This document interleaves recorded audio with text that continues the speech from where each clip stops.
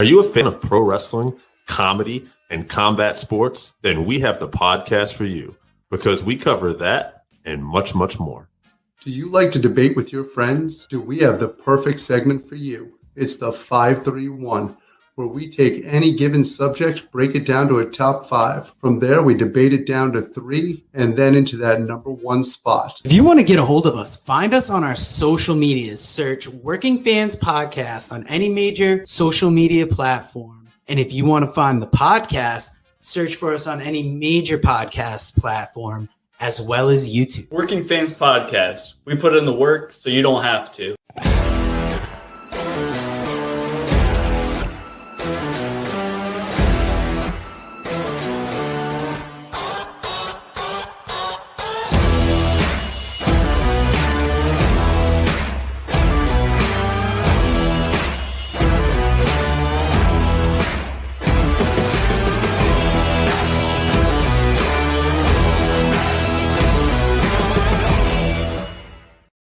Thank you for joining us for today's interview. As always, we are brought to you by the Pro Wrestling Vault Volume 1 and Lance by Chance, written by Vinnie Barry.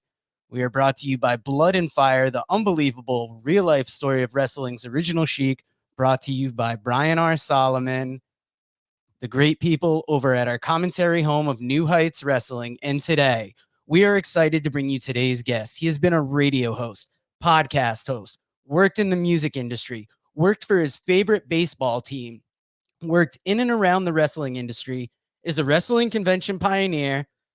And let me take a deep breath, because if all that isn't enough, he has wrestled Dusty Rhodes. You have heard him on WCSD 660 AM, WNYG, and today he's on the WFP. You might know him as John Alexander or Big Pork Barbecue. Read Map Memories to find out more about that. My Wildlife and Professional Wrestling, Country Music, and with the Mets.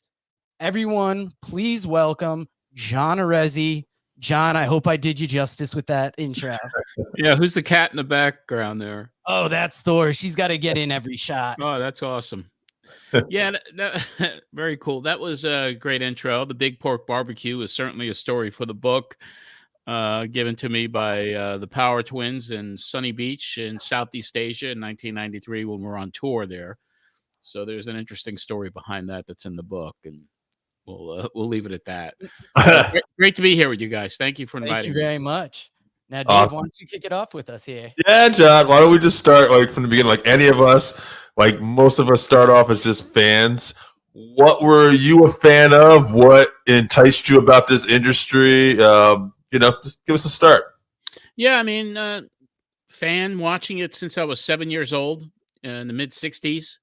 I fell in love with it, fell in love with my favorite wrestler, Bruno Sammartino, back then, Spiro Sarion, Antonio Pugliese, back in those days. And I always wanted to go see it live. I wasn't allowed to because you had to be 14 or over in New York. When I went to my first live show, August 30th, 1971 at Madison Square Garden, I got bitten by the bug big time. And before you know it, my other favorite wrestler at the time was Fred Blassie. And Fred was babyface on the West Coast, heel on the East Coast, had an incredible life story and coming back from injuries. And he just fascinated me. So I decided to start a fan club for him. So in December 71, I was able to get a permission slip. That's what you did back then, signed by Blassie. It was authenticated by Jeff Walton, who ran the fan club before me, and he had given it up because he was working for Mike LaBelle in the Los Angeles Olympic Auditorium. And started a fan club for Blassie at the age of 14 years old and put out a little fan bulletin called The King of Men. And it won Fan Club of the Year in 1974. And I kind of started taking pictures at ringside, taking 8mm films at ringside as a 15-year-old, on and on and on. And then I bullshitted my way into a photographer's chair at Madison Square Garden with Bill Apter, George Napolitano next to me. And at 16, 17 years old, I was a ringside photographer at the Garden. And started working for Ring Wrestling Magazine and started writing stories for all the wrestling magazines as a teenager. So it started that way. I could go on and on and on. So I'll let you guys. I'll catch my No, breath and let you guys ask any I other know. questions. I know Joe's gonna ask some questions, but it's just something you said there. I'm just curious. You're obviously at that point. It seems like you're a go-getter. You got a real do-it-yourself attitude because you're just making all this stuff happen.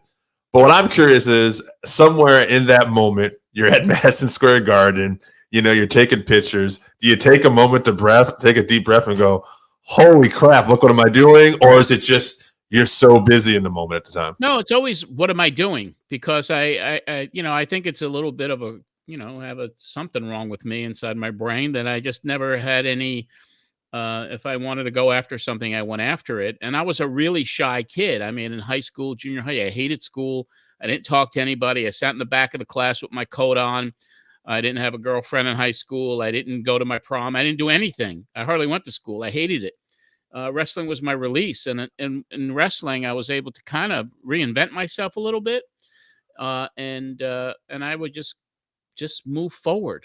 And the way I got my press pass and the way all of that stuff evolved was really interesting stuff. I had a big set, as McMahon used to call grapefruits back then, I guess.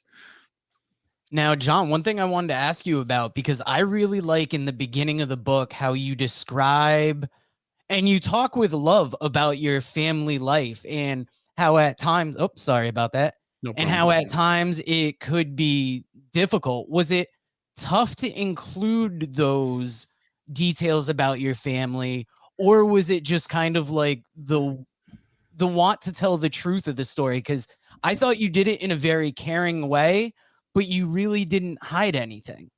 No, I try to be transparent, and of course, you got to be mindful of those who will be affected by that story, and those are my family members, my dad and my mom and my grandma. Everyone have been passed away for many, many years, including my oldest sister. My younger sister is still with us, and that was the person I was most concerned about telling these stories, and she didn't really. See it in the same way I did. She didn't like me disclosing that my dad had worked, in an organized crime situation, aside from his running a grocery store and working hard all the time, and my mom being bipolar. So those are the things that she said. It's family. It should be kept close to the vest. And we just had differences of opinion regarding that. I mean, I felt that, you only get one shot in your life if you're lucky to get a book about your life written, and I wanted to be as transparent as possible, so I did what I felt I had to do. And one thing about your story is I think some of that early, like seeing how your dad was business wise and maybe just that strife pushed you to be the successful person that you were. Because talking about this book, it's not just about one industry you broke into. You were in 3 different ones. Well, Like, how did it feel to get a job with the Mets yeah, I when mean, that is like your team? yeah, all of that. I mean, with my family stuff, it was like, as a youth, all I wanted to do was kind of get out. I wanted to leave, and that's why I was very inward, and I'd kind of go in the basement of our home and listen to Beatles records or watch wrestling or watch the Mets. So my goal was those were my passions in life: music, wrestling, baseball, not necessarily in that order. And I just felt in my life that I needed to do something that was passionate to me as far as a career. And I didn't know really what I wanted. I wanted the Mets. I wanted, the wrestling stuff. So I just wondered about, in my life path, just to go out there and try to do what I felt I was most passionate about at the time. And I was lucky enough to be able to get some of those opportunities and some of those dreams that came true eventually. Yeah, definitely. Well, the match story, I mean, if that you want to know that one in particular. Well, I just want to know how it felt to be such a fan of the team, because I look at it kind of like when I was reading the book, I almost read it like how some wrestlers, their dream is to get to the WWE. And then when they get there, it's almost different than they imagined. And that's kind of the feeling I got from the book. Like it was a sense of honor for you, But then, like, as it went on, it kind of seemed to be, Well, I went on to something else. I mean, I went to the baseball winter meetings on the suggestion of a friend I went to college with who'd gotten a job the year before in baseball, and I knew they had a job fair. So I just went out of curiosity to see if I could possibly talk to someone about a position in baseball. And then there was a job posting for the Mets in the minor leagues in a little town called Shelby, North Carolina. And I had to find the guy who ran that team because I wanted that job. And I eventually, I couldn't find him initially. And then I called his hotel room, spoke to his wife. And after I gave her a little elevator pitch, he went and got her husband and we met and he hired me on the spot. And I went to Shelby, North Carolina. And that's where I realized that, all right, the dream is great, but this is the work. This is the $500 a month you're going to get to work 7 o'clock in the morning till 10 o'clock at night, doing everything from sales, marketing, selling promotional nights. I mean, our day started at 7 in the morning with a sales meeting. We'd go out and cold call businesses all day to sell fence signs, sponsor nights, program ads. And then you'd have a dinner break at 6 to 7, and then 7 to 10 at night, you'd go and solicit people out of the phone book to buy season tickets. And then you do the same thing the next day. And then when the team was coming to town, right, it's your responsibility to house ball players, find housing for them. It's not like it is today where a lot of major league teams are now finding housing for the players. And then one night, mid-season, I went out to a bar to get a beer. And in the town I lived in, it was a dry county, so liquor was not available to be sold in a bar. There wasn't any bars. But you would have these private clubs where you'd buy a beer, a six-pack of beer, you'd bring it to the club, you'd check it in like your coat, and then you'd buy it back from the club owner. Crazy. So they had I went with the GM of the club, and a band took the stage with a female singer who just knocked my socks off. I couldn't believe that this girl was in this little this dive bar to say, that's saying it nicely about the place. And I just couldn't believe this girl was there singing, and it was a girl named Patty Loveless who was doing rock and roll, and I just couldn't believe she was in that club. So she was the house band. I'd go every weekend, and I got to know her a little bit, and I quit my job with the Mets to manage her. She became an iconic figure in country music eventually. I managed her on and off for 4 years. I didn't get her the record deal that elevated her to the top of the country charts, but she changed my life. She changed my life. And I wrote extensively about it in the book.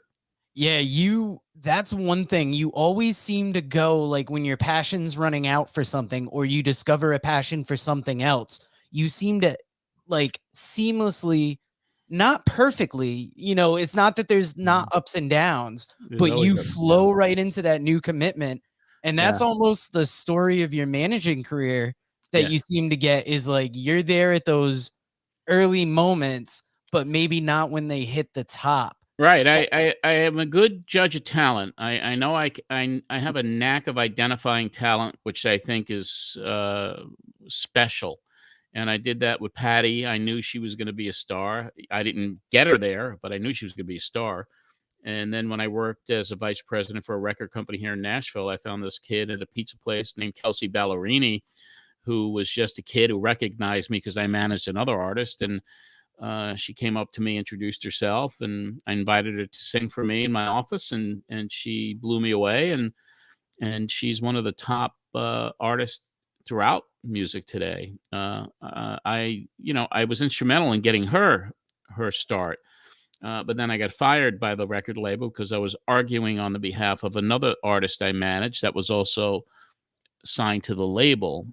And so that was almost a bit of a conflict of interest. So anyway, but I've opened the doors for a lot of people, and if that's if that's why I was put here on this earth, I'm happy with that role, because when you identify talent and then you see them go to the top, it really gives you a sense of satisfaction that you were spot on when you identified that talent.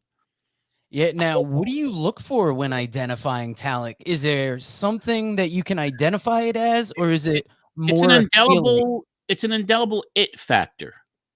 I mean, it's an it factor. It's like, all right, there's something about this person that has star quality. It's the charisma, it's the voice. It's got to be the talent. It's got to have the voice. You got to have the charisma, and you got to look at how people react to them when they're performing. So when you can identify that, it's just kind of a gut feeling in more ways than one. It's kind of a gut feeling. And the last one I was able to do it for, because I had a crowdfunding company here for emerging artists, and I was a judge for some talent competitions here in Nashville. And in the talent contest, there was a kid, a little wafy girl with a ukulele. And out of all these performers that were up there, she stood out to me for some reason. She just looked lost up there. She didn't fit in with the other singers and bands and groups. And the first time when she picked up that ukulele and sang, I was like, this girl's a star. And the other judges didn't agree with me. So she didn't get elevated to winning the contest, but I gave her mother my business card, and I was like, because she was going to school in Tennessee. So when she gets into town, have her call me. And I met with her. She was an alternative artist, and now she's on Elektra Records. Her name is Sarah Kays, Sarakays, and she's kind of Billie Eilish in a way. But she's an incredible artist, and I identified her. Like I said, I didn't get her record deal either, but I just knew it. And what I do for people to also, I put that someone believes in me, and maybe this person, if they're kind of, if they believe in me, maybe I believe in myself more. And it's about just kind of mentoring in a lot of ways too. But I love that that Sarah Kays and Patty and Kelsey and even Sarah Darling, who's still out there doing it and big in the UK, who I managed for 4 years, that they're still having a very great career, all of them. And Patty's kind of retired now, taking care of her husband in Georgia. But yeah, that's a satisfying feeling. That's one thing that came in through the book is when you got behind an artist, you were behind an artist. You went to bat for them. Yeah. It almost felt I lost like my jobs because of because of Sarah Darling. I mean, I got fired because of the way I felt the label was not doing the right thing by her, and that cost me because I was supposed to manage Kelsey. That was part of the plan. And then when I get fired from the label, that's the end of that, Yeah. Now, of all the businesses you've worked in, which do you think has had the most headaches? Because I imagine it's got to be same headache, different business. Headaches, I mean, it's all different. Misery is wrestling because you can't trust anyone in the business. Everyone works you. I don't like the business side of wrestling, and I think that's why I never achieved national success in the pro wrestling business, because I wasn't a worker. Yeah, that's So, true. I mean, that's kind of, I'm not a worker. I mean, I'm not somebody that's going to lie to everybody and then backstab them, and so that's that part of it. Dave, you had a question? I do. I want to make sure, Joe. I'm curious. I'm thinking as we talk now, and I go back listen to it because I can relate to this. You talk about being in school, not enjoying school, and being that quiet, kind of shy kid. Now you've spent your whole career. You're talking to people. You're talking on radio. Do you feel like this is almost like it's just a skill? What I'm asking is, when all this is turned off, is John still like, I don't feel like talking to people today. I'm tired. Or does it change you? No, it doesn't. I mean, I never get tired of this talking about it. It's my life, and I don't know if there's something, wrong with me is, mentally, because I don't mind talking about it and being transparent and kind of shooting. This is just the way I am. I've always kind of been this way. I just kind of shoot straight from the hip, and that's kind of what I do. And I don't take shit from anybody. I mean, years ago I did.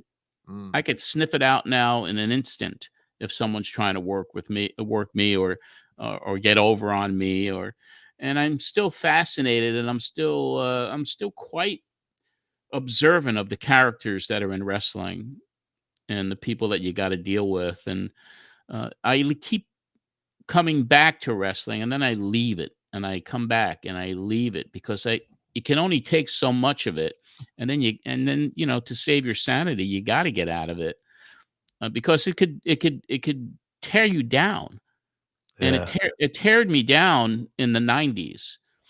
In the 70s, when I left in 80, after I wrestled Dusty Rhodes, and I kind of jobbed my way out of a photographer's gig, and then I left to pursue my career. I mean, that was fine, but the 90s did a number on me, with the Russo stuff and Yeah.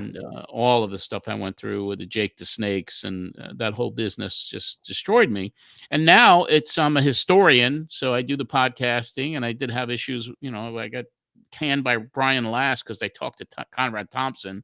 So I mean, that was so bizarre. I still can't believe it happened. But it's like I don't give a shit anymore. You gonna drop my show because I'm talking to a dude about maybe doing some video stuff with him, with my archives? Go ahead. Even though I loved the chemistry with Brian, and we had a great podcast, I was like, it's just insane. So drop it. What am I gonna do? And that's when I actually first became a fan of yours, because I heard you on the Arcadian Vanguard Network. And it's just, I think it's your personality and your honesty that just pulled me in. It could be the New York radio voice accent that I just felt comfortable with. But I also really like the format of your podcast where you play some of the old radio shows Yeah. and then talk about it. Was that we're jumping all around here, but is that we kind are. of always how you wanted to do a podcast, being like referential to your shows? Well, I didn't, I knew I had all the shows saved. And when I, started talking to Brian, because I do some, the 605, he'd call me up about to talk about this topic or that. And once I, got back on social media and kind of was dipping my toe back in, I reached out to Brian. I was like, I think, we could do a podcast here if you're interested. And he's the one that put together the format. He and his team, Lou Kippelman and Jason Nacarado. I mean, they're just incredible people. And Brian is just smart. I mean, Brian is a great host. And those other guys loved the show, and they loved working with the show. So I missed that chemistry with Brian, and and then you get the rub from Cornette, because Brian would play clips, and there was always some newsworthy stuff, and I was able to get on the Cornette show, and that increased the audience and the followers on Twitter and everything else. And now the show's kind of different because I do it with another historian named Bob Smith. It doesn't have the sizzle that the original Pro Wrestling Spotlight Then and Now did. We still review it, but it's a different dynamic. So, it is what it is. I'm looking to kind of shake it up a little now, and maybe add a video element to it, or just kind of, just kind of shake it up a little right now. And that will probably be unfolding over the next few weeks. I have another 2.5 years to go of shows to cover, which takes you into 1995. And then when that's over, then that's it. Then I'm done. Wow. Yeah. And that's one thing. I've said it earlier, but you've just always been adaptable. When a situation is presented to you, you find a way to work around it. And that's been really an amazing part of, like, is that something you have to do in life to stay relevant, is to just be adaptable and keep pushing forward? Yeah. It's, at this point, it's like I'm doing it because I enjoy it. So whether it's adaptable or not, will people dig it or not? I mean, that I have enough people listening to the podcast in its current state, and Patreon members and all of that. It's something I enjoy. If I stop enjoying it, then I'm going to get out of it. If next week or next month or next year, I'm like, you know what, I'm tired of this. And then I'm done, because the show is going to evolve into now some of the things that I went through 30 years ago or 28 years ago, from 1994, 95. It was not easy. So, I mean, when I listen to these shows, and I haven't heard them all in 30 years until I upload them, and I'm like, man, that's right, I went through that. It's almost like you forget the shit you went through years ago, and now I'm reliving it. So whether it's a good thing or a bad thing, I don't know. But sometimes I cringe because I know, wow, I remember when that week happened and I was dealing with this stuff off air. So it's an interesting thing. It's very unique for Yeah. you to have your life rewind. Like what happened 30 years ago, and every week you're reliving your life from 30 years ago. It's like a time machine, especially if you haven't listened to this stuff in 30 years. It's the first time. So that'd be a very, very interesting perspective. Yeah, almost therapeutic in some ways, right? It is. It is Yeah. therapeutic in some ways. I really find it that way. And it's almost like I'm being psychoanalyzed every week when I listen to the show. And then, you have a different perspective when you're 30 years older. But it's still interesting to me. If it gets to be where it's like too painful or whatever, then I'm like, all right, I might as well get out of this. Yeah. But so far it's good, It's And that's good. one thing we found with podcasting is sometimes you need to shake it up because you can have a format, you can go forward with it, but sometimes you have to make it interesting for yourself so it's Right. still fun to do. Right. That's exactly right. That's exactly right. I think that I need to put a little bit more fun into the current version of the Spotlight, and because now I'm back at WNYG. If anyone follows what I do, I went from WNYG, little shitty station, to a little bigger station to EBD with Russo, and now I lost it all. Now I'm back at that little shitty station with one phone line, and the thing is, when Brian did the show, it was like he'd play some of the shitty commercials and some of the crazy callers that were calling. It was like some of these little nuances that really made you laugh. And so I want to try to get back to that a little bit and start putting a little bit more fun into it. Nice. That we will definitely be listening. So getting back to the wrestling a little bit, what is something about wrestling that fans today will never understand about wrestling in the 60s and 70s? Because like I have such an interest in that historical wrestling. I pick up almost any wrestling history book that I can get. But what do you think is something that's been lost on newer fans? The suspension of disbelief, more than anything else. When people thought it was real, and even if you even had that little sense of doubt that it wasn't, you put yourself into the suspension of disbelief mode, and the heat of the crowds at the Garden and Boston Garden and Philly, and just the incredible way that the performers were and the wrestlers were. Kayfabe. I mean, there's none of that anymore. And I don't know if I had a part of breaking kayfabe when I started Pro Wrestling Spotlight all those years ago, but that's what the fans are missing today. They don't understand that this was at one time a entertainment platform that people believed was real. Now, of course, you don't. No one believes it's real. No. So that's what it's missing. Even if the business was built on deception by trying to work people and thinking it was real, it was much more exciting, and you could sink into a storyline. And when there was a heel turn, it meant something. And when there was a storyline like Bruno Sammartino against Spiro Sarion that ran and sold out Madison Square Garden for 4 months in a row, that was the stuff that you don't see today, and it'll never come back. But the business, it's evolution too. I mean, the people finding wrestling and being a fan of wrestling today would not understand, but that is evolution. The business evolved to where it is Yeah. today. Do you think I was just gonna say do you think about the scandals of the 90s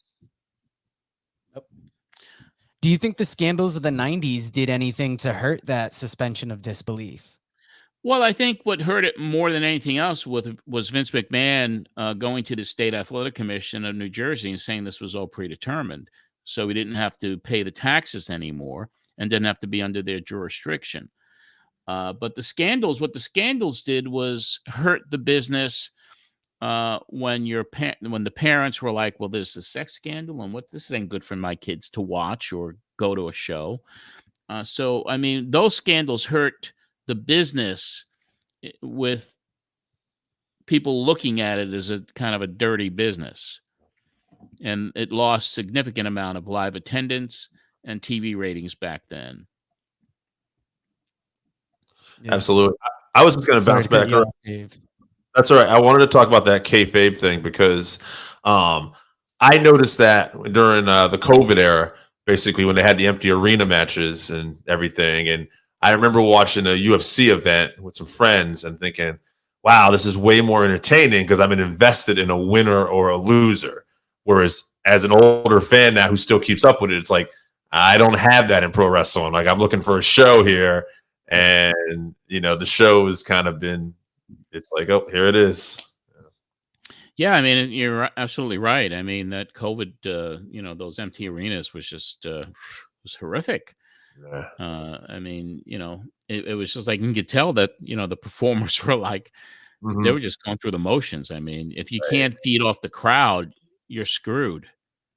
There was like maybe one or two, and they really stuck out too. That was the one thing I remember. Was like, oh, I think it was one. It was Bailey. She like played off the commentator. She realized, oh, I can hear Michael Cole, and she started interacting with him. And I said, well, that's smart. There's somebody who figured something out and doing something different. And those people stuck out more. But like for the most part, yeah, it really put a spotlight on. Yeah, it was really interesting to see that at the time, and boy, I hope we ever go back to those days. Hopefully not. No, definitely not. Now, before we get into talking about the book, I couldn't go away from this without asking about Vince McMahon. I'm not asking for any dirt, but you had the unique chance to be on his bad side. What was it like to interact with Vince? And another part of the question, how do you think the business will be after him?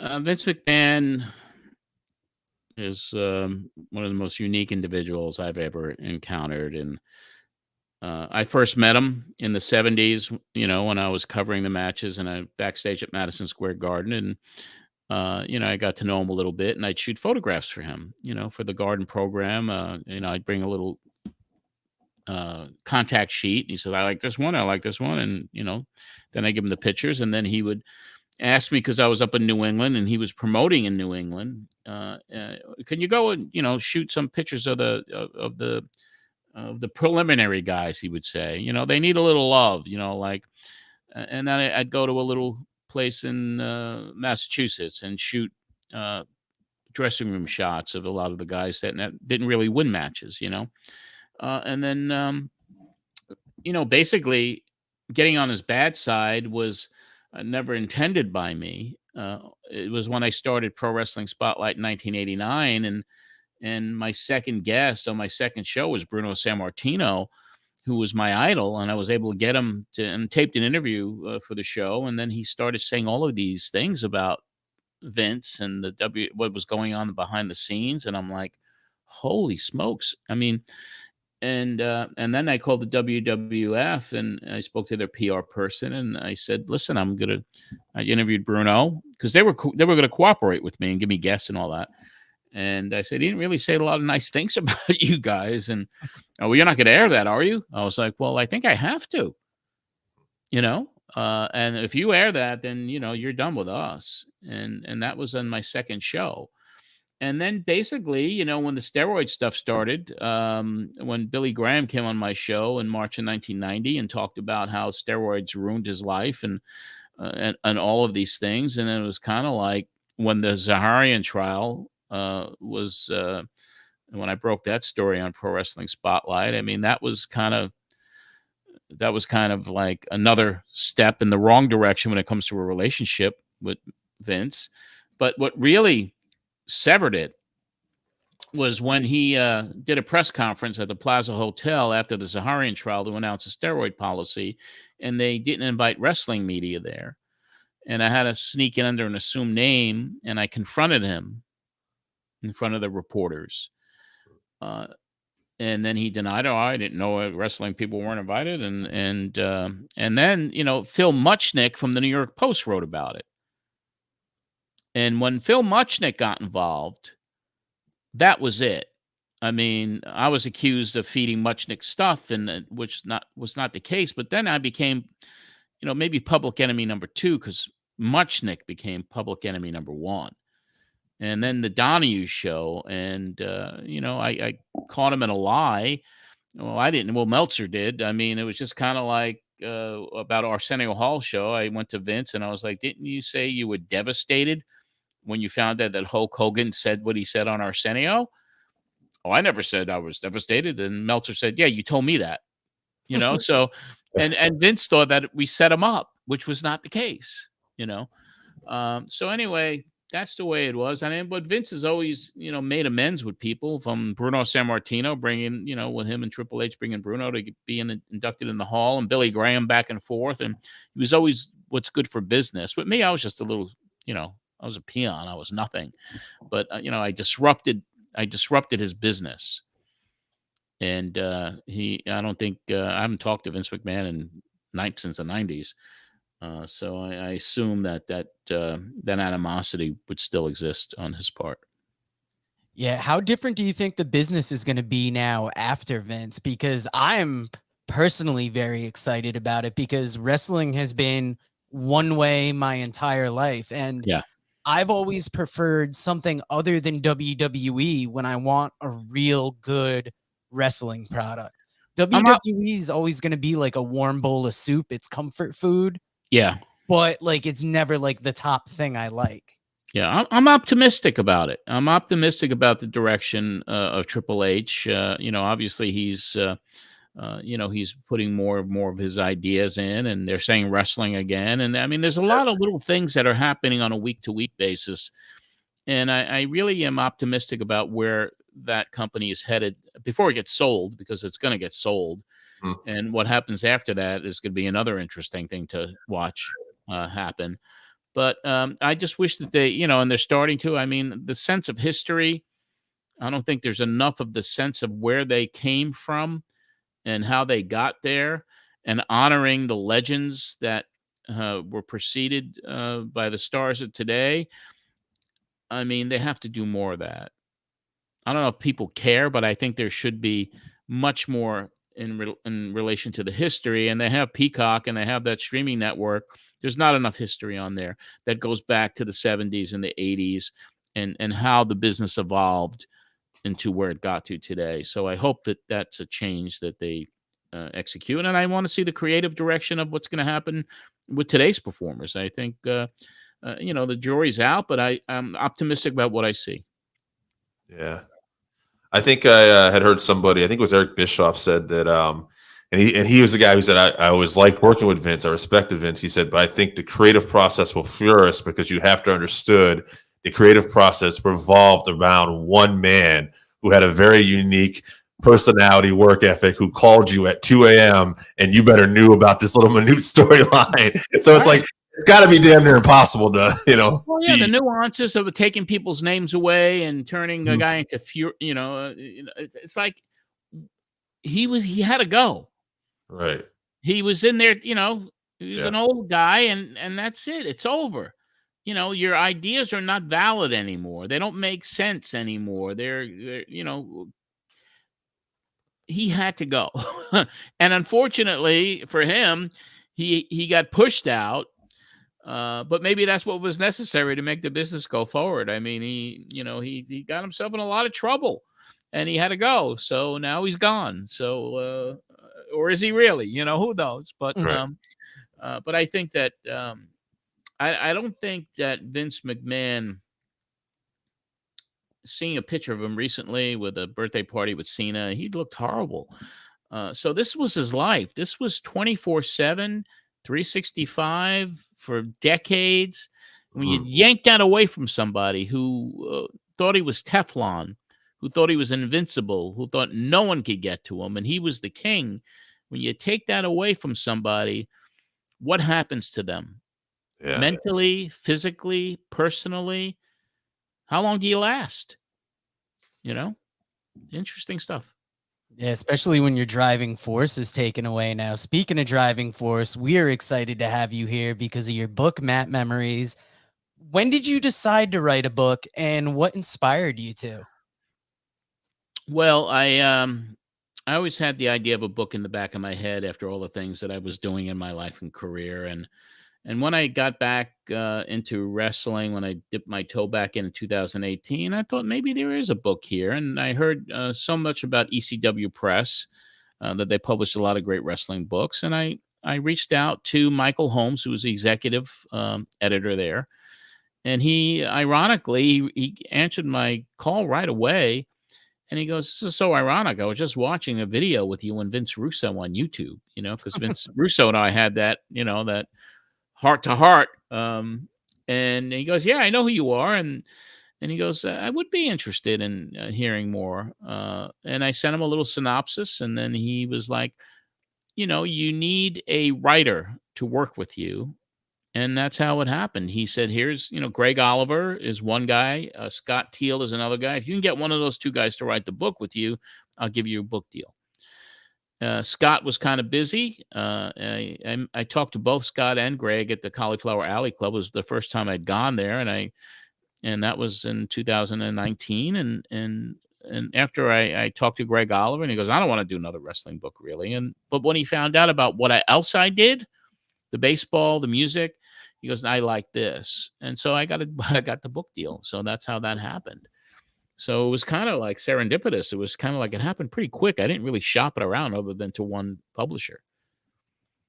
Now, how long was the process from the idea of writing a book to getting it out there? It started once I negotiated the deal, and I think the deal was signed in July of 2019. Then the process started. Greg and I would talk on the phone 3-4 times a week, and I'd tell him my stories and my life. And then, we'd go back and forth on chapters. And then Greg visited here in February 2020, right before pandemic, to sit with me and interview Sarah Darling and do a little background stuff on me here in the music business. And then the book was done by the summer of 2020, and then it was published in April of 2021. So it was a very easy process for me. Although, That's gotta be good now. you self-disclose and you tell your stories, and you're hoping that the public will react positively to what you have to say. You had your book pretty much wrapped up by the pandemic, or I would say it was done and completed and turned into the editors at ECW Press by summer yeah. of 2020. Because I know we're talking to Brian Solomon. He said that in a weird way, with the pandemic, actually helped him with writing because he had not as much to do. So all he could do was just focus on his book. Yeah, that's happened to me too. Because I had a company that I had formed with a friend of mine in New York called Bantwango. It was a crowdfunding company for country music artists. And once the pandemic hit, it was over. I mean, it was done because we were helping fund tours and help recording. It was over. I mean, that business just went out and under quick. So yeah, it was a good time to concentrate on finishing the book. One thing I really noticed that I liked about your book is the way you wrote about certain relationships, like your care for Patty Loveless really showed through in the book. Your admiration for your nephew Dominic and how close that bond is. Those were things that really got me into the book. Obviously, your story is fascinating, but the way that your important relationships are portrayed, it was very heartwarming. And I think anybody that picks up the book will instantly be pulled in by that. Well, thank you. I mean, yeah, my nephew was, I never had been fortunate enough to have kids of my own. So my nephew was almost like my son and still is to this day, even though he's got a great dad. And, obviously my sister, great mom. And, but yeah, for him and for me to have that bond with him at such an early age, when he was just a toddler, and I'd throw Mr. Met dolls into his crib. And while his father was a diehard Yankee fan, so I gave him the Mets curse pretty early on. But we were able to do things and be buddies. And, before we end this, we actually get to work together on something, which is really good. My nephew and I on a new project that I start next week. But yeah, and the Patty stuff, I mean, that was the hardest thing for me to write about because, she was the love of my life, really. I fell in love with a girl who was married, not to a nice guy, but she was still married. Hmm. And that was the heartbreak of my 65 years was Patty Loveless. So yeah, it was not easy to write about it, but I had to. Yeah, that's incredible. I'm just maybe a little. I'm just curious. For me, because some of the stuff you're saying really resonates with me personally. Like some of the traits. Do you find like and again, I haven't read the book yet. Joe has. Like you're just extremely loyal to these people who take care of you. Like I know some people's like I'm loyal to a fault. Like I will go out of my way for the core people who help get me to where I am. Absolutely. I mean, if someone's going to open a door for you or be there for you, you have for me that's lifetime. Hmm. There's nothing that's ever going to, stop that loyalty towards somebody that you have a relationship with, who's helped you, who's been there for you. So yeah, those people are few and far between, but yeah, once you're loyal like that, there's no ending that loyalty. It's for life, as they say in the Yeah. NWO. Yeah. Now, you've been very gracious to give us some of your time. I got one last question for you before we jump into the plugs and everything at the end. What would you say has been the biggest accomplishment of your career if you had to pick one? Wow. It goes back to so many things. That's one thing. You have to get the book to see how much this guy has done. Like, it's jam-packed with stories, jam-packed with experiences, and some people barely get to live one life, and I feel like you've lived almost 3, being able to do these 3 different things. Well, I think personally if you're saying what's your biggest accomplishment, and I think what I'm most proudest of is I was able to help my family when they needed it, is to give my nephew experiences that may have spoiled him, but he calls me Uncle Genie. He calls to this day, and he's 25 now. He calls me, "Hey, Genie, how you doing?" He said, "Because I granted wishes like a genie." And he said that to me when he was like 3 or 4 years old. Mm. So I mean, that's the thing that I'm most proudest of is my family and the opportunity to help them when they needed it, and to give my nephew these experiences that are really will be remembered forever. From going to baseball all-star games to the World Series to meeting celebrities. I mean, there's a kid that's hanging out with Taylor Swift when he, so that was kind of the fun part of it. But wrestling accomplishments, Weekend of Champions, Ric Flair, Buddy Rogers, everybody at that one convention, bringing AAA to the United States with Ron Scholar, 93. That was a big accomplishment on the wrestling side of it. On the music side of it, obviously discovering Patty Loveless, not getting her a deal, but helping Kelsey Ballerini open the doors for her. Those are great accomplishments. Baseball, that's still to come, and that starts Monday. My book, I wanted to actually call the book "I Should Have Stayed in Baseball." Because that was kind of like I had a cup of coffee in it, as they say, but that was the best tasting cup of all. That was the ending of my book. But relationships are a key thing. So when we close this thing out today, I mean, I had a roommate at the Shelby Mets named John Gibbons. John Gibbons was a first-round draft pick in 1980 with Darryl Strawberry and a few others, and I was fortunate enough to share a house with him in Shelby, North Carolina, with J.P. Ricciardi, who went on to be the GM of the Toronto Blue Jays many years later. And JP hired John to manage the Toronto Blue Jays once, and then John got rehired. But John and I maintained a friendship over 40 years. I helped John's daughter, who was wanting to break into country music here in Nashville, open some doors for her, but we maintained a friendship.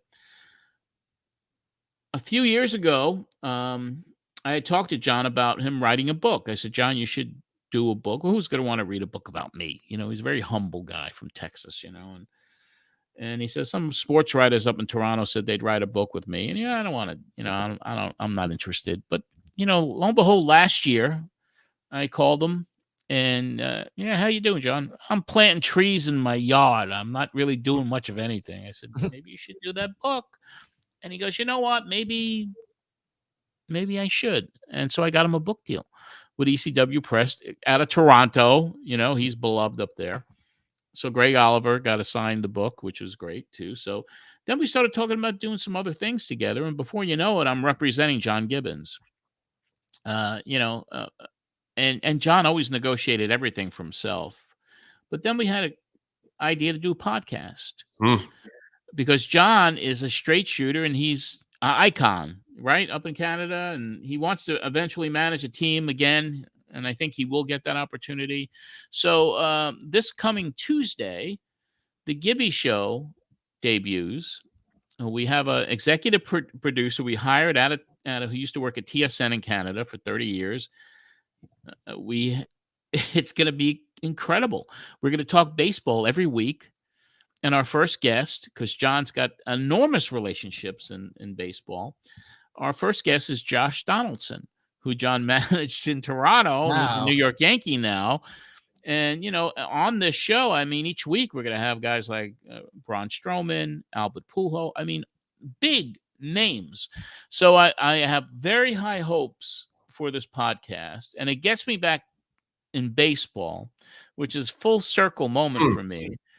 And who knows what's going to happen next? You know, we have sponsors that are interested in jumping aboard already. We started John's social media recently, and it blew up. His Twitter following is like 35,000 in less than 2 weeks. Wow. The engagement on it is crazy. It's at John Gibbons 05. We're still trying to get the blue check, but that'll come. But yeah, John took to it like a duck to water, and now we have this incredible opportunity, and it'll be on all podcast platforms, and we'll have a YouTube show too. So each week, the Gibby Show on YouTube will have the show with highlights and graphics and animation. And so, yeah, I'm looking forward to that probably more than anything I've done in a very long time, to get back into baseball with my old roommate, John Gibbons, former skipper of the Blue Jays. Congratulations. Awesome. Thank you. It's going to be fun. That's exciting. We will help promote that when we start seeing the links go out. It'll be a shoot show too. And John doesn't hold anything back. So, you know, it's going to be interesting because Gibby can say some things. He ain't afraid. He's old school. Let's put it that way. Nice. I can't wait to hear it. So thank you for joining us today. Is there anything else you'd like to promote before we let you go? My Patreon page, if people want, you know, really rare content from 8mm films I shot, Andre the Giant's first match at Madison Square Garden, and photographs and audio and video, it's patreon.com/John Arezzi. The podcast is out there, John Arezzi's Pro Wrestling Spotlight. I'm at Twitter at John Arezzi, Instagram at John Arezzi. And those are the plugs. And buy the book, man. It's on Amazon, Matt Memories.